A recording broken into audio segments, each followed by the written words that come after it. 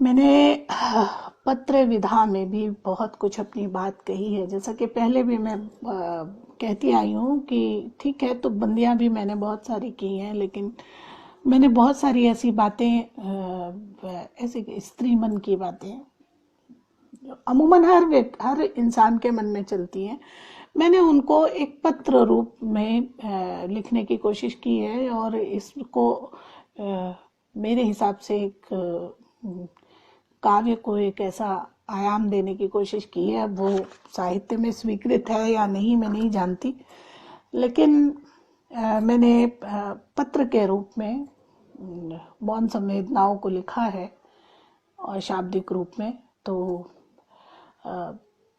होता ऐसा है कि इंसान जीवन, जो रोजमर्रा का जो जीवन है वो जीते हुए, या उसके सामने जो भी भौतिक आपूर्ति करने के लिए जो भी उसकी जिम्मेदारियां होती हैं या एक जीवन व्यवस्था होती है, उस जीवन व्यवस्था को सही तरीके से सब सम्यक चलता रहे, उसकी वजह से वो बहुत सारी चीजें ऐसा करता है कि समय पे टालता जाता है कि चलो इसका एक वक्त आएगा, चलो इसका एक वक्त आएगा, तब करेंगे, आज नहीं कल करेंगे।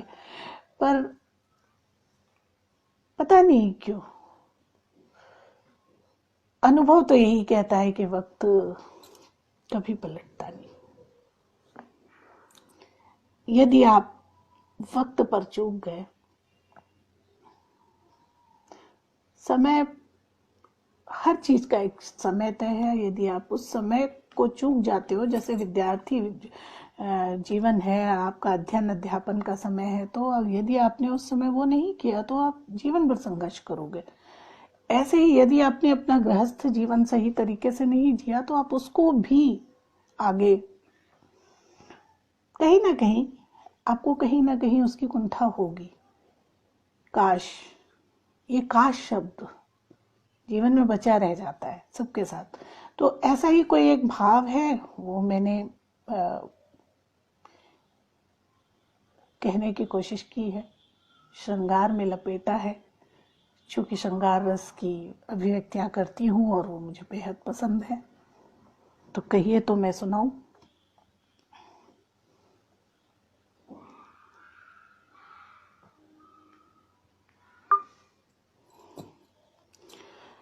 सुनो प्रिय,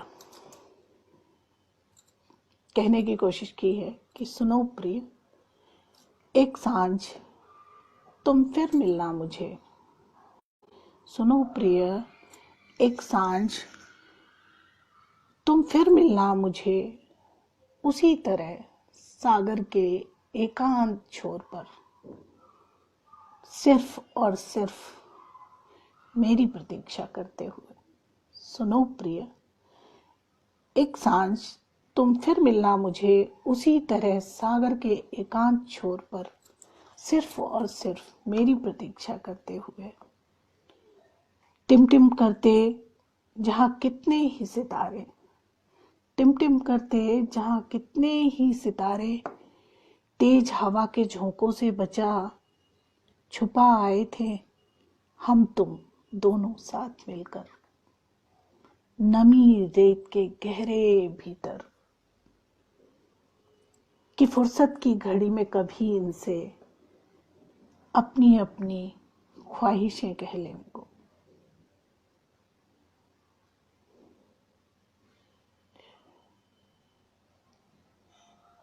टिमटिम करते जहां कितने ही सितारे, तेज हवा के झोंकों से बचा छुपा आए थे हम तुम दोनों साथ मिलकर, नमी रेत के गहरे भीतर, फुर्सत की घड़ी में कभी इनसे अपनी अपनी ख्वाहिशें कह लेने को। बरसों गुजर गए जीवन की उलझी गुत्थियां खोलते, बरसों गुजर गए जीवन की उलझी गुत्थियां खोलते, ख्वाहिशों की हर बात वक्त पर टालते। मन का पंछी तो हर रोज ही उड़ा है यहाँ लंबी ऊंची उड़ाने, मन का पंछी तो हर रोज ही उड़ा है यहाँ, लंबी ऊंची उड़ाने। कितनी ही बार देखा है मैंने उसे, तुम्हारी झुकी पलकों पर बैठकर सुस्ताते, खुले हथकुले अधरों के परों पर सकुचाई सी व्यापकता लिए, जब तब आ बैठी ठिठकी हुई मुस्कानों में। उम्मीद करती हूँ नहीं खोले होंगे तुमने, उम्मीद करती हूँ नहीं खोले होंगे तुमने अब तक वो मुंदे कपाट। न जाने क्यों प्रिय, न जाने क्यों प्रिय, दिन तो उग ही जाता है हर रोज चौखट पर लगकर, पर मुंडेरों पर अब वे शामें नहीं ढला करती बेफिक्री की फुर्सत लिए। सुनो, उधर की रेत पर अब तक नमी तो बसी होगी ना। सुनो, उधर की रेत पर अब तक नमी तो बसी होगी ना। बदलते हुए वक्त के साथ उन लहरों ने कहीं उधर अब आना जाना तो नहीं छोड़ दिया। कि सुनो प्रिय, एक सांझ फिर मिलना तुम।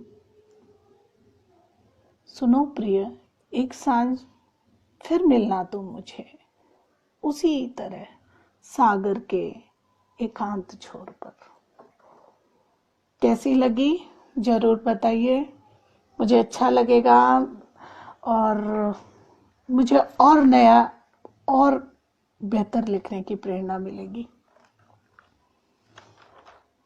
अब मैं एक छुटपुट रचना बोलकर और यहाँ से जाती हूँ और फिर आऊंगी और आप लोगों को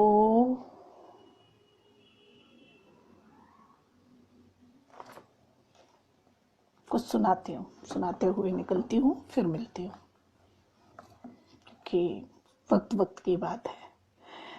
हर काम हर चीज़ का एक वक्त होता है और मैं भी उस वक्त की पाबंद हूँ। और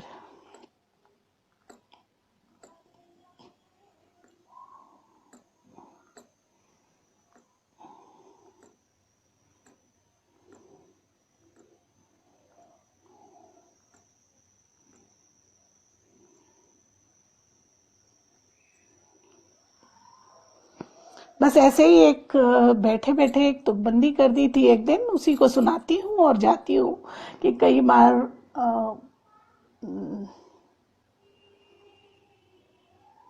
तुसी ना जाओ। क्या बात है दी। मैं तो सारी रात बैठी रहूं, लेकिन दी आप भी समझते हो कि हमारे पास भी बहुत सारी जिम्मेदारियां हैं। फुर्सत की घड़ी आगे निकल गई है। बस जरा सी ये चंद लाइनें हैं, आप लोगों को सुनाती हूँ और फिर जल्दी ही मिलती हूँ। मैंने अभी हालिया लिखी है कि सोच में शिरकत तुम्हारी फिर तो महकना लाजमी है।